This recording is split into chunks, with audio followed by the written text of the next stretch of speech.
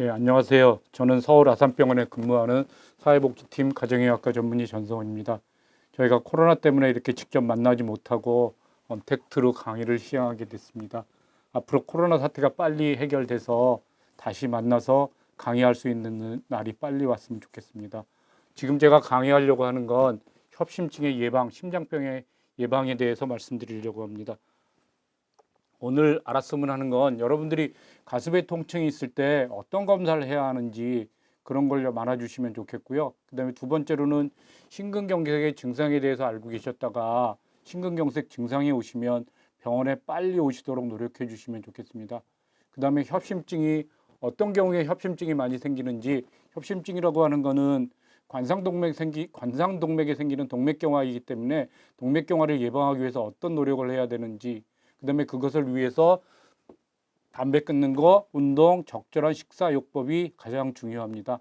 그다음에 마지막으로 심장에 있는 부정맥 중에 하나인 심방세동에 대해서 말씀드리도록 그렇게 하겠습니다. 그럼 가슴에 통증이 오면 우리가 어떤 질병들을 의심해야 되는지 먼저 말씀드려보면, 우리가 가슴에 통증이 오면 이거 금방 죽을지도 모르겠다 하는 그런 두려움이 드는 그런 증상이긴 합니다. 그래서 먼저 가슴에 통증이 오면 심장, 그다음에 식도나 위 이런 것들, 그다음에 그 외 폐 여러 가지 쪽에 생각해 봐야 되는데요. 먼저 협심증이라는 게 있고, 협심증으로 우리가 뒤에서 자세히 말씀드리도록 그렇게 하고요. 심근경색은 지금까지 우리가 겪어보지 못한 가슴에 통증이 올 때 생각해 봐야 됩니다. 보통 30분 이상 지속되고, 그다음에 역류성 식도염이라고 하는 건 우리가 여기서부터 여기까지가 식도가 있는데 여기에 산이 역류하면 그때 오는 증상이 있는데요. 그게 가슴에 통증이 올 수 있는데, 그 가슴의 통증들이 이것뿐만 아니고 목소리가 쉰다거나 목이 아프다거나 하는 여러 가지가 있을 수도 있습니다. 소화성 궤양이라고 하는 건 되게 식사하고 연관되기도 하는데요.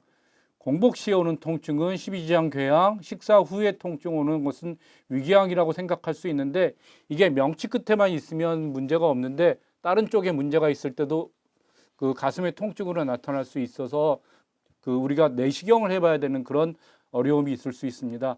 대상포진에는 우리가 한쪽에만 이렇게 띠 같은 것들이 나타나는 건데, 의사가 가슴을 열어서 피부를 보면 알 수 있는데 그냥 가슴의 통증이 딴 거라고 생각하고 진찰을 하지 못하면 알 수 없는 그런 병입니다. 기흉, 폐렴들은 주로 호흡하고 관련되는 건데, 특히 기흉이라고 하는 건 공기가 찬다고 하는 건데 숨 쉴 때 많이 통증이 오는 이런 질병이긴 한데 이것도 역시 호흡하고 관련된 게 특징적입니다. 근육통은 주로 움직이는 거하고 연관돼서 통증이 올 수 있는데, 이게 어려운 점이 뭐냐면 각각의 증상이 특징적이긴 하지만 우리가 제일 두려워하는 심근경색이라고 하는 게 보통 어르신들한테는 소화가 안 된다, 피곤하다 이러다가 밤에 돌아가시는 이런 일이 있기 때문에 가슴에 통증이 왔을 때 이와 같은 여러 가지 질병을 의심해서 여러 가지 검사를 해야 되는 그런 어려움이 있습니다. 오늘 제일 처음에 말씀드리려고 하는 건 심장에 문제가 돼서 가슴에 통증이 왔을 때 어떤 증상이 있고 왜 그런지를 알아보도록 하겠습니다. 그림에서 보이는 것처럼 심장으로 가는 혈관이 막혀 있을 때 심장으로 가는 혈액 공급이 부족해서 허혈성 심질환이라고 얘기합니다. 그러면 심장병은 지금 말씀드린 허혈성 심질환이 제일 많고, 그 다음에 판막성 심장병, 중격결손, 심장비대, 부정맥 이렇게 여러 가지가 있습니다. 되게 심장병이라고 하면 협심증만 있는 걸로 알고 있는데 여러 가지 질병이 있을 수 있어서 허혈성 심질환이라고 하는 건 심장으로 가는 동맥경화, 관상동맥에 동맥경화가 생겨서 혈액 공급 부정으로 생기는 질환입니다. 그 다음에 그거는 협심증, 아주 완전히 막히면 심근경색이라고 얘기하고요. 판막성 심장병이라고 하는 건 우리 심장에 방이 4개가 있어서 동맥하고 정맥하고 섞이지 않도록 그런 역할을 하는 게 판막인데, 거기에 문제가 생겼을 때 동맥하고 정맥에 깨끗한 피하고 더러운 피가 섞이는 그런 문제가 생길 수 있고요. 그다음에 중격결손은 심장의 방 중에서 그 가운데 구멍이 뚫렸다거나 하는 문제가 있고요. 그다음에 심장 비대는 여러 가지 이유로 심장이 커졌을 때 심장이 제기능을 못하는 그런 문제가 생길 수 있습니다. 부정맥은 심방세동이라고 하는 건데 심방이 제기능을 못해서 뇌졸중이 많이 생길 수 있는 그런 문제가 생길 수 있습니다. 그리고 협심증이라는 게 뭐냐? 동맥경화 등으로 인해서 관상동맥에 혈액 공급이 부족해서 생기는 증상인데요. 이때 생기는 가슴의 통증이고, 가슴이 좁아진 듯 조이고 뻐근한 통증이고, 가운데 불편한 압박감이 있고요. 왼쪽 어깨나 이런 쪽으로 방사통이라고 해서 통증이 뻗칠 수도 있고요. 안정 시에는 증상이 없을 수도 있습니다. 아주 드물긴 하지만 구토나 호흡곤란을 동반하기도 하고요. 요즘은 건강검진을 많이 하니까 건강검진에서 발견되는 경우에는 증상이 없는 경우도 있습니다. 그래서 협심증의 종류가 여러 가지가 있는데 안정형 협심증, 불안전성 협심증, 이형성 협심증이라고 하는 것이 있는데 안전성 협심증이라고 하는 게 가장 맞습니다. 운동이나 심한 스트레스를 받았을 때 가슴에 통증이 오고 안정 시에는 없어지는 건데요. 그래서 우리가 건강검진을 했을 때 운동할 때 가슴에 통증이 온다면 꼭 심장검사를 한번 받아보시도록 그렇게 권유합니다. 불안전성 심장병은 이렇게 좀 더 심해졌을 때는 쉬는 중에도 가슴에 통증이 생길 수 있고 증상이 심하고 오래 지속되는데 이건 반드시 치료를 요합니다. 불안정성 협심증의 치료라고 하는 건 예방에는 약물 치료가 있지만 우리가 뒤에서 한번 보겠지만 가장 근본적인 치료는 혈관을 뚫어주는 스텐트 치료이기 때문에 불안전성 협심증 경우에는 스텐트 시술을 해야 하기도 합니다. 이형성 협심증이라고 하는 건 휴식 중에 발생하고 흡연 등으로 유발될 수 있는데요. 되게 술 먹은 다음날 아침에 많이 생기는데 관상동맥이 경련으로 인해서 발생하는 걸로 되어 있습니다. 그래서 담배를 끊는 게 치료가 될 수 있습니다.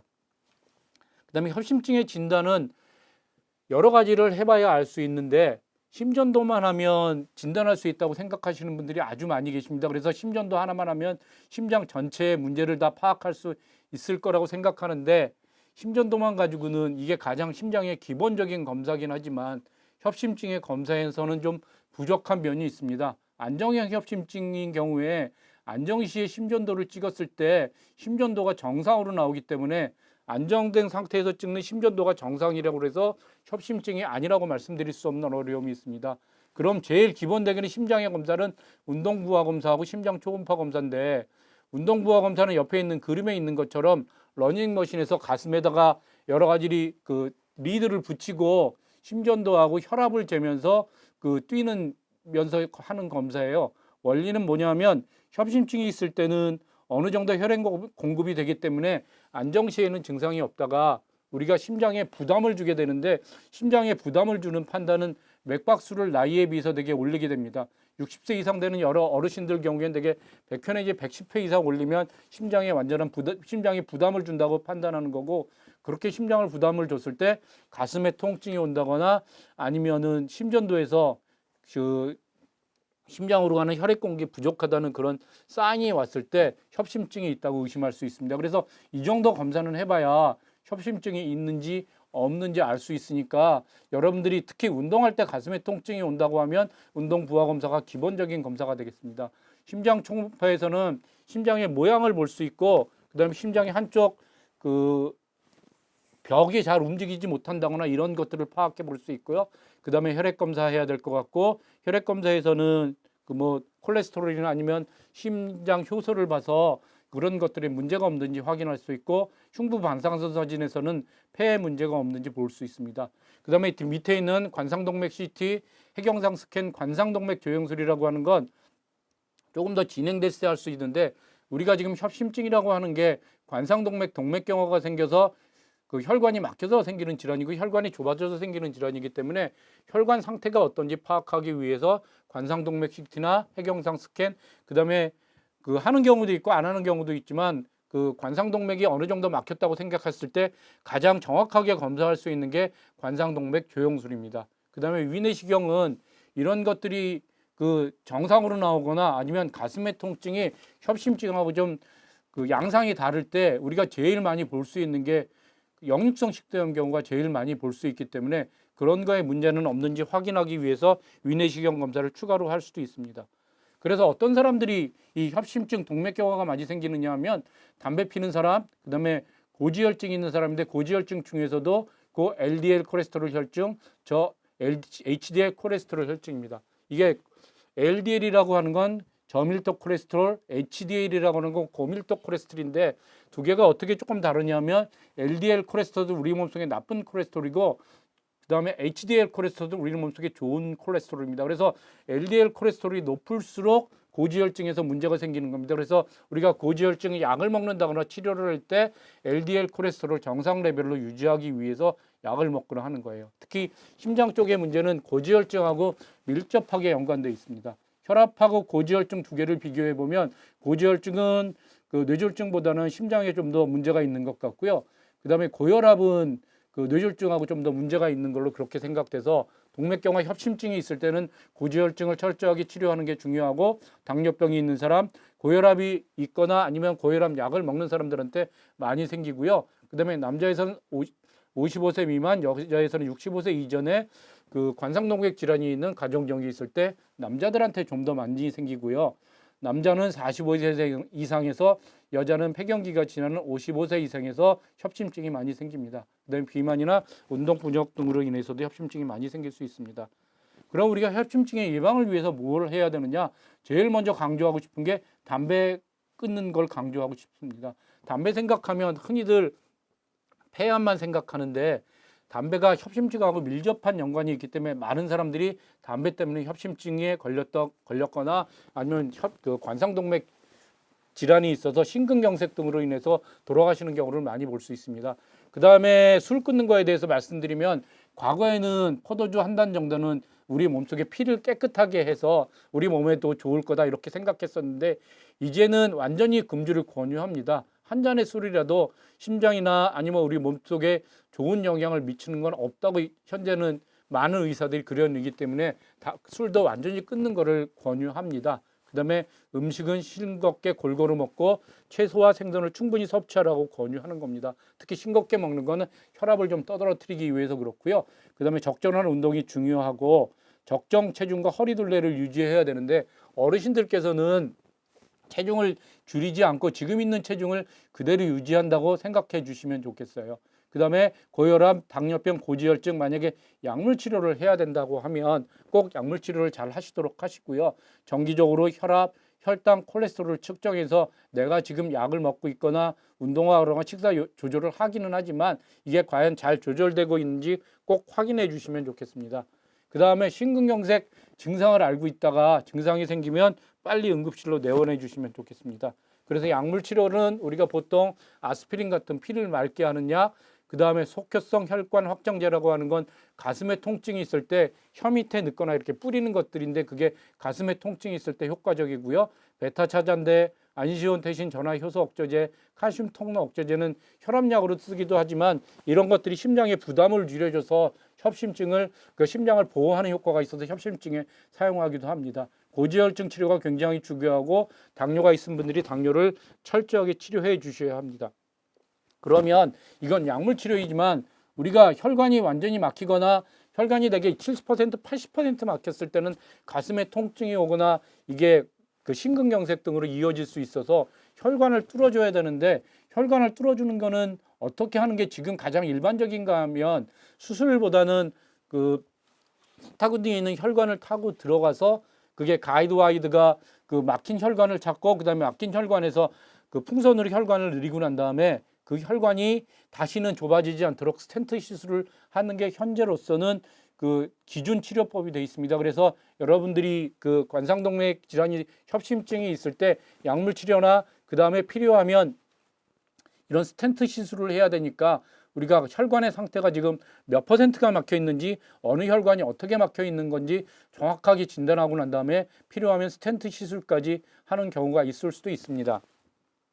그래서 우리가 스텐트 시술에 관한 동영상을 하나 보시도록 하겠습니다. 우리 그 심장내과에 계시는 박덕우 교수님이 지금 현재 우리 병원에서 굉장히 시술을 많이 하고 계신데, 박덕우 선생님의 동영상을 하나 보시도록 그렇게 하겠습니다.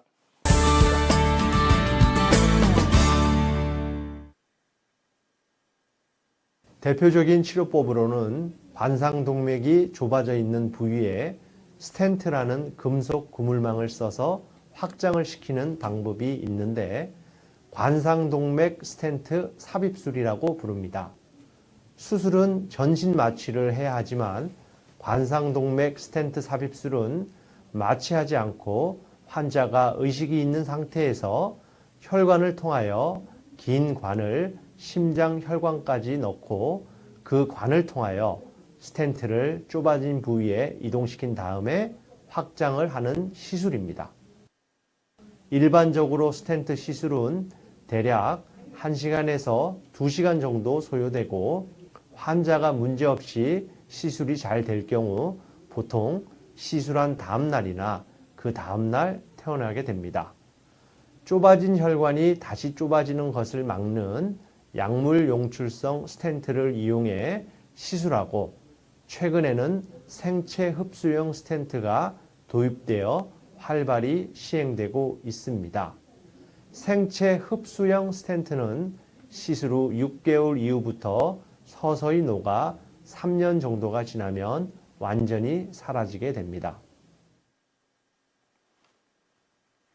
그래서 이제 말씀드리려고 하는 건 지금까지는 관상동맥이 완전히 막히지는 않아서 운동할 때 가슴에 통증이 있거나 쉴 때 가슴에 통증이 있거나 뭐 사라지거나 이런 증상에 대해서 말씀드렸는데 지금부터 말씀드리려고 하는 건 심근경색증입니다.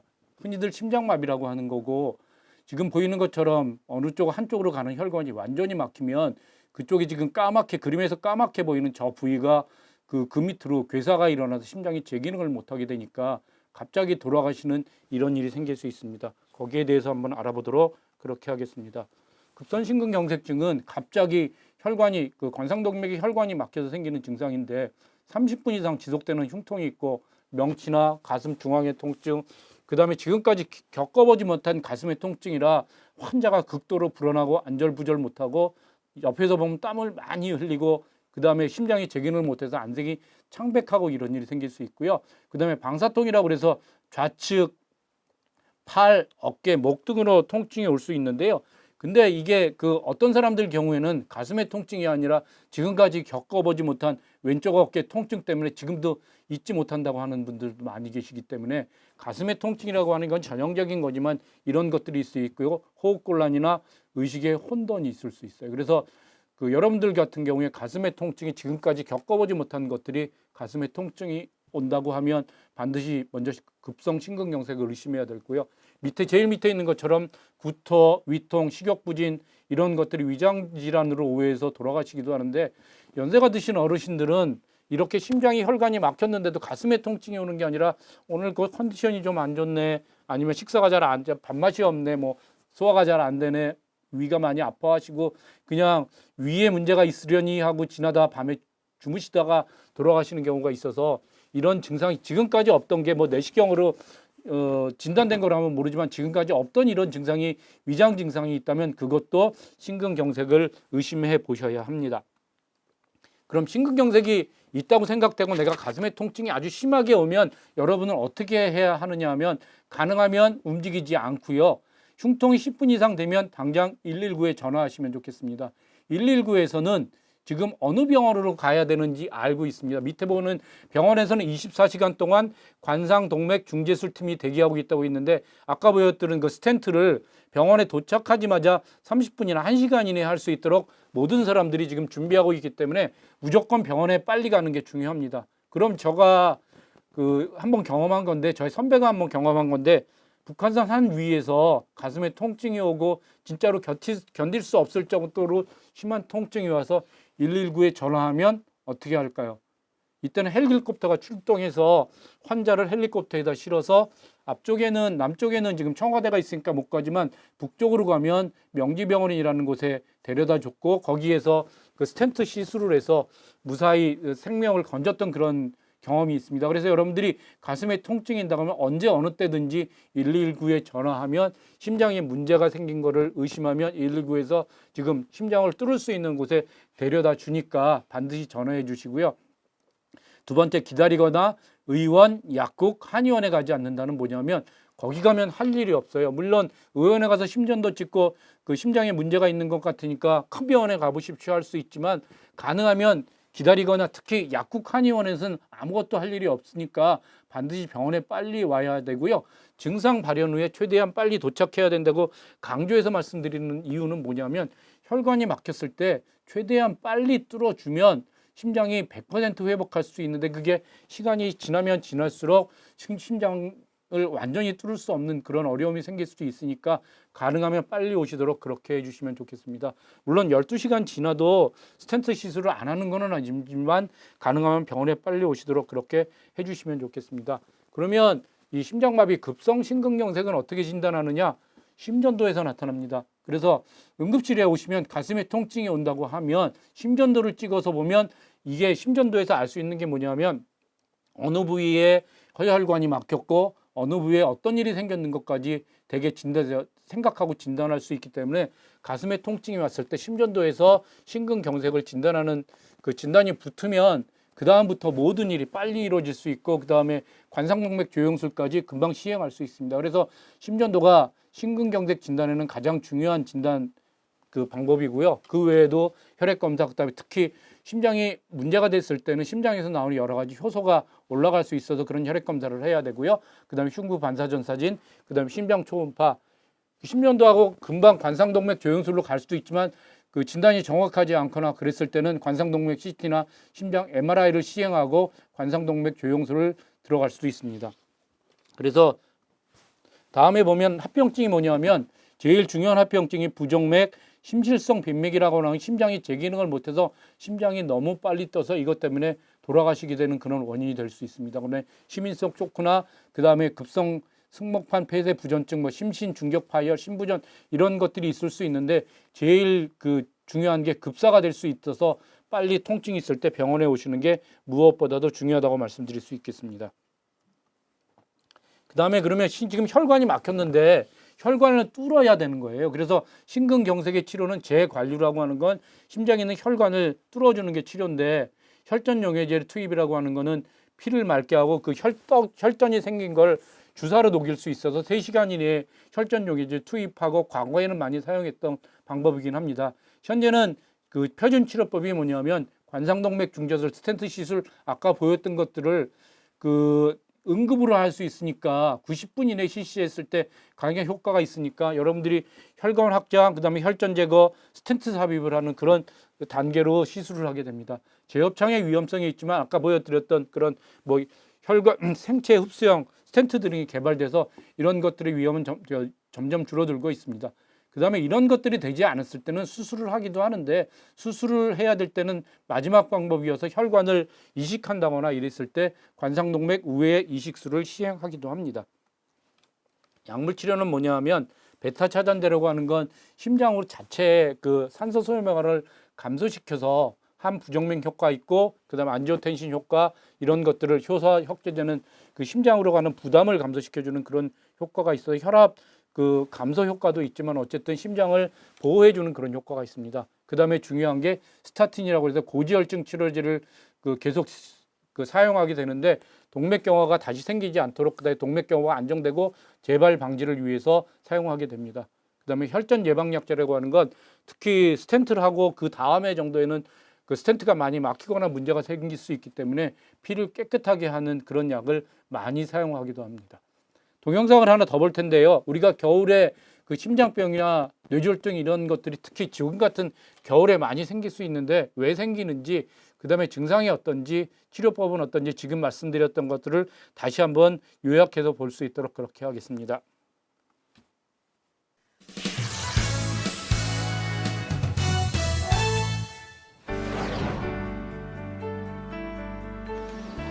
김대리님.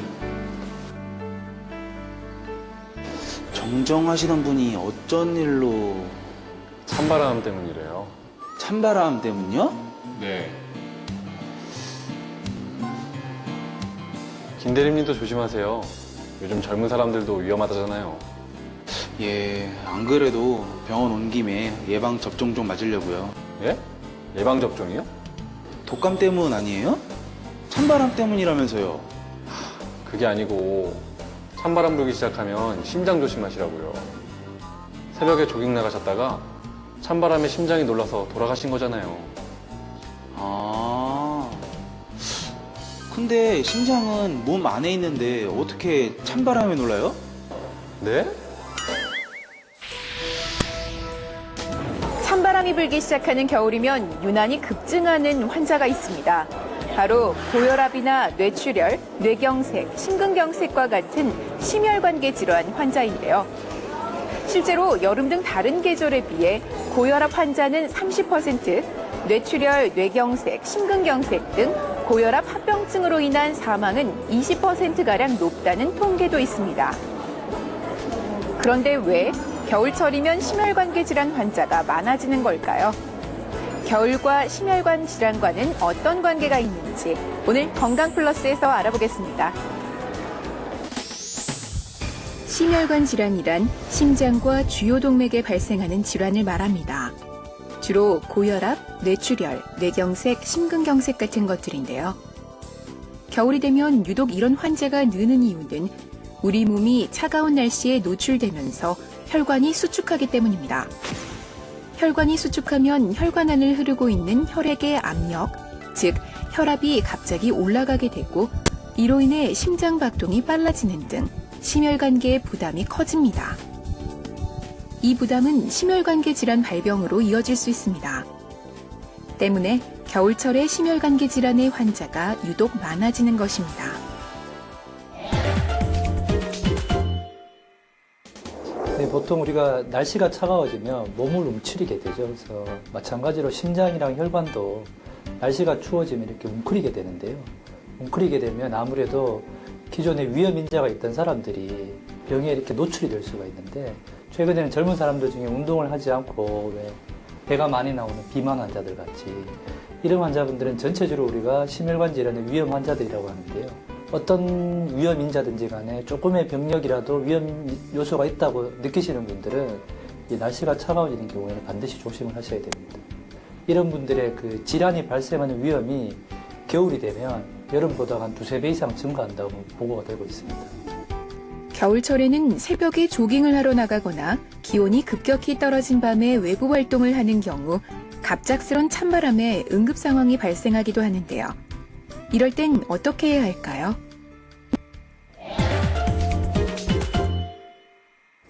갑자기 차가운 날씨에 나갔는데 왼쪽 젖가슴 부위가 조여오거나 또는 평상시 보다가 호흡곤란이 심해지거나 하면 이거는 심장질환이 발생했다라고 했을 가능성이 높기 때문에 119에 바로 전화를 해서 최대한 빨리 의료진과 컨택을 하시든지 아니면 가까운 환자분들이 가지고 있는 니트로글리세린이라고 하는 응급약이 있습니다. 그런 약들을 조금 처방을 하시든지 하고 예를 들면 운동을 하거나 바깥 차가운 날씨에 나갔는데 본인이 증상이 심해진 경우에는 그런 악화 요인을 피하시는 게 가장 좋은 방법입니다. 예를 들면 내가 계단을 5층을 올라가는데 가슴이 아팠다. 그러면 계단을 올라가시지 않는 게 좋고요. 또 갑작스러운 차가운 날씨에 나갔을 때 가슴이 아프거나 숨이 차다. 그러면 가급적이면 차가운 날씨에는 야외 활동을 자제하시는 게 그런 상황이 되기 전에 본인의 몸 관리를 하시는 거죠. 평상시에 본인이 음식, 운동, 체중 관리 등을 통해 가지고 튼튼한 심혈관 질환 상태를 만드는 것이 가장 좋은 예방법이고요. 질환이 있는 상태가 됐을 경우에는 그런 상황을 조심하시고 만약에 이상이 있을 경우에는 최대한 빨리 의료진과 만나보시는 게 가장 좋은 치료법이자 대처법이자 예방법이라고 할 수 있습니다. 겨울철 급작스러운 혈관 질환으로 인한 사고를 예방하기 위해서는 평소 몸을 꾸준히 움직이며 운동하는 것이 필수라고 합니다. 단 겨울철 외부에서 운동을 할 때에는 심장과 폐가 추위와 운동에 대비하도록 준비 운동과 보온에 신경 써야 한다는 점을 명심해야겠습니다. 지금까지 건강플러스였습니다. 이제까지 심장으로 가는 혈액 공급이 부족해지는 협심증하고 심근경색에 대해서 말씀드렸고요. 여러분들께서 또 하나 궁금해져 하시는 게 뭐냐면 맥박이 나가 너무 빨리 뛰는데 어떻게 진단하느냐 이런 말씀들을 많이 하세요. 그래서 그 맥박이 빨리 뛰는 걸 진단하는 방법은 맥박이 빨리 뛸 때 심전도에 찍혀야 진단이 되는 거기 때문에 그것들을 심전도로 진단해서 맥박이 부정확하게 불규칙하게 뛰는 것을 부정맥이라고 하고 그중에서 제일 많이 있는 게 심방세동이라고 합니다.